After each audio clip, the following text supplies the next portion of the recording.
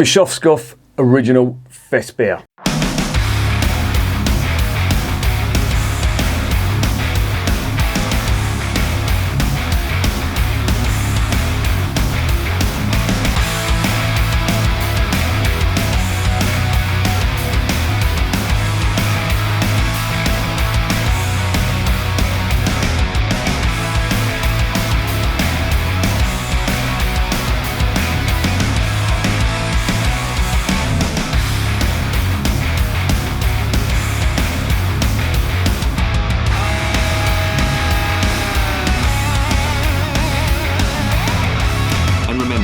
Life is too short to be drinking shitty beer. Welcome to another edition of Band Bikes and Booze Reviews. Finally, the last one from the little Oktoberfest beer pack. And if you're wondering what that is, and you've been under a rock for the past few months, it's this thing. I'll be sad to see this go because this is getting dumped because it is fucking getting in the way of everything. But needs must. But that's a good thing to get, in my opinion. All the beers from there have been, on the whole, good. There's been a couple of slight misses, but there's been some absolute fucking stonkers in there. The Pickelsteiner, the Earl Broy, certainly the Hohentanner, which for me is the best one out of the lot. Of the new ones, the Hofbrau Oktoberfest beer is, well, it is what it is, to coin a cliche. It's one of the most popular, and it's served up at the Oktoberfest in Munich, and it's just okay. I'm not saying it's outstanding, but it is good. I will say that. The Schneiderweist Fest beer is probably the best Fest beer that you're going to taste when it comes to Weizen or Weiss beer, whatever you want to call it. But for me, out of the whole lot, I think the Hohentanner has been the biggest surprise. That was a 10 out of 10 beer, and I really enjoyed that. The Pickelsteiner was good as well. Very nice, very full-bodied. The Earl Broy stuff, the Fest beer that they did, that was really nice as well. And then we've got this stuff, the Bischofshof original Fest beer. Never heard of this lot before, but as is the case with, I wouldn't say all of the beers, but a fair amount, a hefty amount of beers in that Oktoberfest pack. They're from Regensburg, and this is no exception. And it's apparently the brewery was built in 1649, or the grounds of where the brewery is, it was built in 1649. It is apparently the former bishop's residence, Bishop of Regensburg, that is, and they've been brewing beer ever since. Now, I'm not sure how true that is because there's a few... it's very ambiguous. If you look at their website and you try and research the history, it's very ambiguous. There's a fucking shit ton of marketing flim-flam on there, which basically means niche to me, but they don't really make a big thing about their history. And when you think, well, they've been going since 1649, you should at least have something on there, but apparently not. And, well, that's, you know, it's up to them what they want to do, but I think that's definitely something that's missing there. One interesting little fact, and there isn't much I can tell you about this brewery, so again, I'm fucking treading water here, but there is one interesting little fact, or two interesting little facts about this brewery. They do contract brewing, and they do contract brewing for a company called Malteser Amberg, which I think that might have actually bought that. And that's a brewery from Amberg, and not Hamburg, Amberg, which is in Bavaria, and they brew their Weizen, but they also do contract brewing for Weltenberger. You know, the Kloster Weltenberger? They do contract brewing for them. Now, what you get, the Kloster Weltenberg, that's still brewed in the monastery.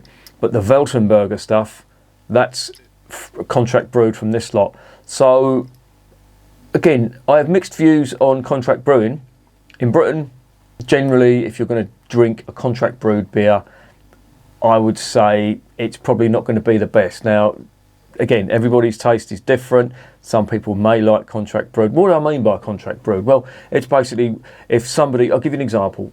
Lidl's and Aldi's, they have their own labels or beer labels. Hop Foundry, I think, is Aldi, and is it Hatherwood, I think, is Lidl.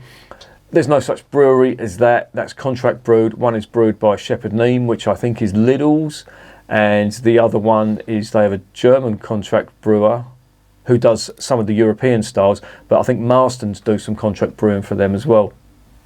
And generally what I find, now Shepherd's Beam are a good brewer, Marston's, yeah, very, very fucking average at best. But what I find with contract brewed beer is you have to take some things into consideration. This is in the UK. It's slightly different in Germany. I'll get onto that in a minute. In the UK, the brewer has to make a profit. The supermarket has to make a profit. So what is the byproduct of that? Well, in my opinion, it's corners cut, cheaper ingredients. I wouldn't say maybe not as much care taken, because that I can't verify that, but I would certainly say a lesser product in my opinion. And from what I've sort of sampled and reviewed over the years on the channel, it's rare that you get a good contract brewed beer from the UK. However, in Germany there are some reasonably good contract brewers. Lidl also use a contract brewer who brews the Festbier that they do, and also the Festweizen, and that isn't too bad for the money. It's a cheap beer, yes, it costs £1 a can, but for £1 a can, the beer is not fucking bad. It's better than the shit you get over here from the macros, put it that way. And that's what I think is the difference between German contract brewing and the UK contract brewing. Better ingredients, more know-how, and just a little bit more care, in my opinion. Now, I'm not saying that every contract brewer is bad in the UK, but from my experience, i.e. Shepherd Neame, who did contract brewing not just for supermarkets, but they also contract brewed Hurlemans. I think they did Sam Adams lager as well. Generally, not fucking great, to be honest. I know some people do like Hurlemans, but yeah, it's not really my kind of thing, to be honest. I think there's much better beers out there. I don't know whether that's still being produced or not. It's originally a Swiss lager. Maybe you can get it in Switzerland. It's rare. But years ago, I remember in the early 90s, I did drink that for a bit. Every time I used to go down to Wales, I would have a pint of Hurlemans or 10.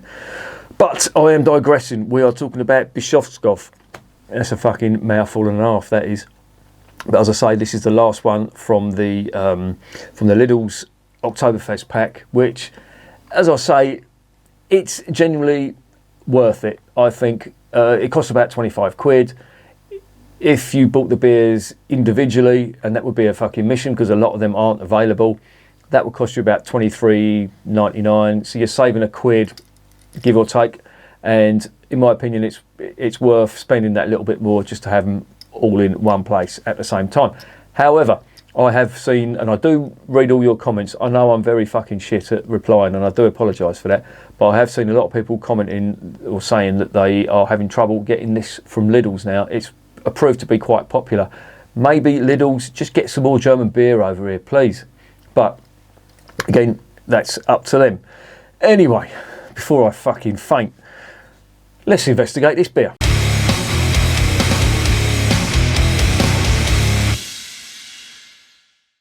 Right, this is going to be short and sweet because there is fuck all, apart from a load of marketing flim-flam, about this beer. It's 5.4%. Now, that's not a bad ABV for a Märzen. Märzens, they generally should be sessionable. However, I've had some 6.1 Märzens before, and these are supposed to be sessionable. And 6.1, I don't care who you are, if you drink too much of them, you are going to fucking know about it. But that's about all I can tell you, really. There is no brew sheet on the website. There's fuck all on the back of the bottle, apart from more flim-flam. The ingredients, yeah, it conforms to the Reinheitsgebot. Doesn't really mean a thing. Here is the label. If the fucking autofocus wants to play a game. Oh, it does. Well done. And there is the back of the label. If you want to read that, pause it now. If your German's better than mine. I do quite like that. Quite rustic and original. Looks good. Anyway, let's get it open and let's see what's going on.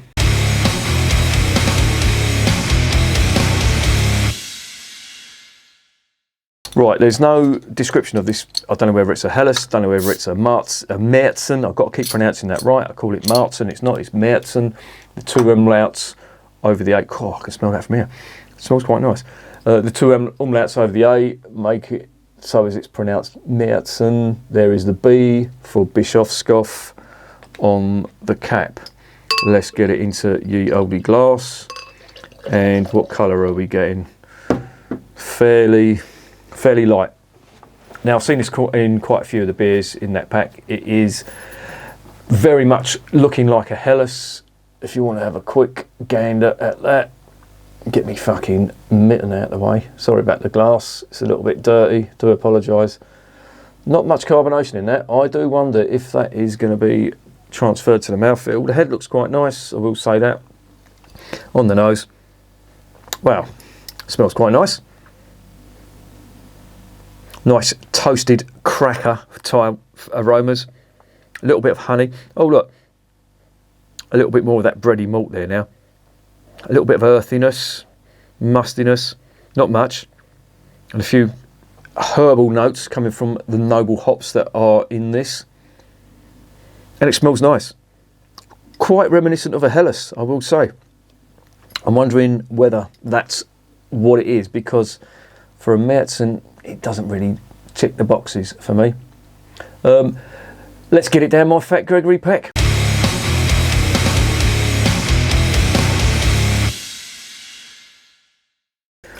Zum Wohl, as they say in Germany.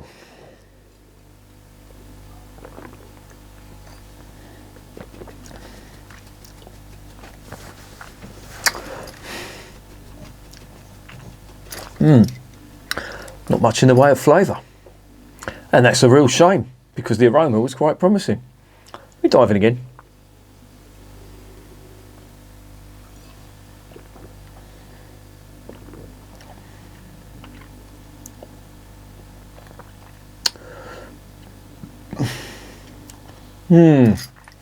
Oh, that's disappointing.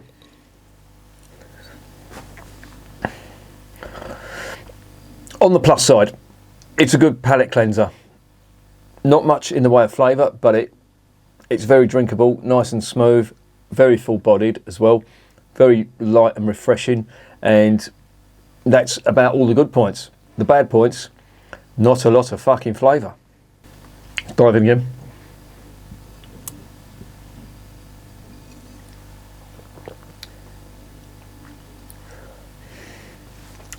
No, not a great deal. Is my palate off today? Who knows? But I am really struggling to get flavour out of this. There's vague malty notes on there. Malty as in bread and cracker notes. Mouthfeel.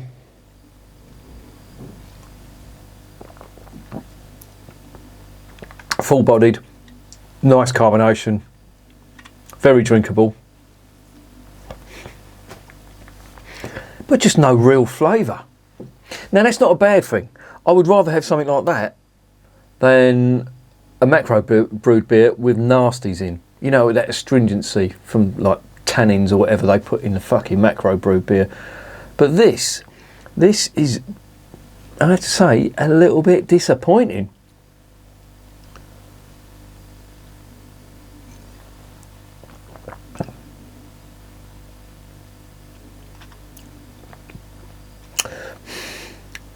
Tiny bit of lemon citrus on there, and a very, very vague malty note, but generally not much in the way of flavour. Now, some people might argue that's not a bad thing. Some people who I've drunk with before, who are just your average lager drinker, and I don't mean that in a derogatory way, but I do recall we went into a bottle shop in Dorking, I think it was, in Surrey, with a couple of mates, and I said, "Oh, you got to try it." And they had the Tegernseer Helles, and Tegernseer, I think it's called, and that's a really nice beer. They got 10 out of 10 on the review on the channel, and I always go for it whenever I see it. I had some in Bavaria, and they had it in this shop, and I got everyone some of that. And two of the fellas I was with said, "Oh, it's a bit hoppy. Not sure about this." And I remember thinking, well, that's their taste, obviously, but I suppose if you're used to the bland macro stuff, you don't really get much in the way of flavour. I'm not saying this is on a par with it, but this might be a little bit more palatable for them.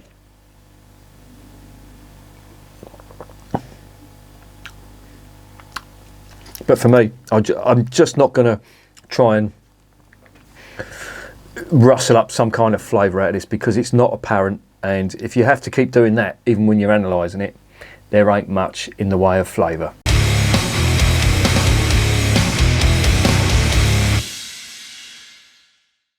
What is the verdict on Bischofshof Original Festbier?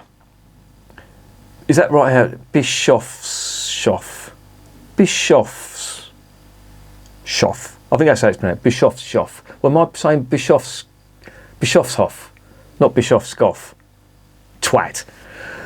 Right, let's get that out of the way. What is the verdict on Bischofshof Original Festbier? Quite nice. Aroma promised a lot. Mouth feels nice. No nasties in there. The downside is there ain't much in the way of flavour. No real finish on that. No real characteristics of a Bavarian beer on the palate. And that's disappointing for me.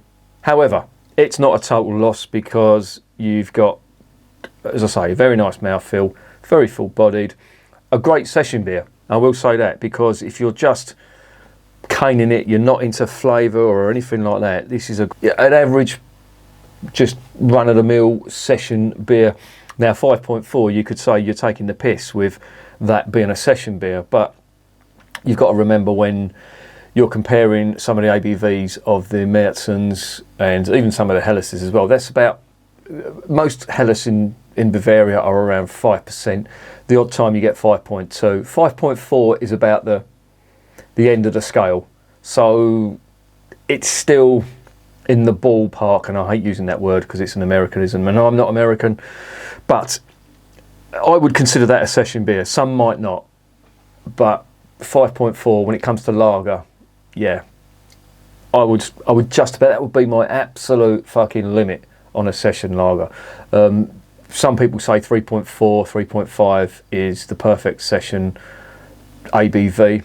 I suppose it all depends on your constitution, how your tolerance for alcohol, and basically if you act like a fucking dickhead. Now, I know people that drink 3.4% beer all day and get arrested. And I genuinely do know people, they'll start fights, they'll get arrested and do things that you shouldn't do when you're drunk.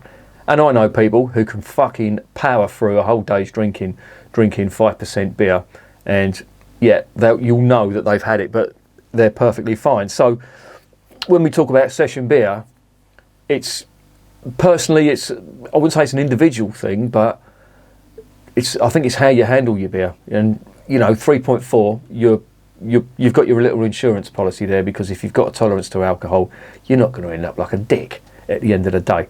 However, if you're a big lump and you've got a big constitution for beer, and I do know some people that can fucking drink, believe me, and this wouldn't even touch the sides a day's drinking this kind of thing. So I know the accepted standard is sort of around the 3%, 4.2, that kind of thing. I personally think that's correct, but I think there are sometimes exceptions for that when it comes to lager, especially, not because it has any different effect on you, but because more people drink it, and more people, you'll find out either way what way people can handle their beer. And at the end of the day, I suppose to the individual, any fucking ABV is a session beer. I've known people drink whiskey all day and work that one out. That's fucking, what is that? And wine. Women drinking wine. Fucking hell. That really is the fucking wolf in sheep's clothing, that fucking abomination. But my missus has done it. She drank wine all day, and that's like 13 or 14%. So fucking define session ABV for me. But there you go. This, for me, sadly, is going to get a 6 out of 10. And the reason it's going to get a 6 out of 10, it just lacks flavour. I want some flavour on my beer. Sadly, that hasn't got it. But it's not a fucking down the sink job, because it's got some good points on it. But I think the lack of flavour is just going to knock a lot of marks off for me. So I think 6 out of 10 is a fair mark. If you've tried it and you've got a different opinion on it, I'd love to hear it. But for me, that's what I'm getting, and that's the mark I'm going to give it. And remember, beer is working class champagne.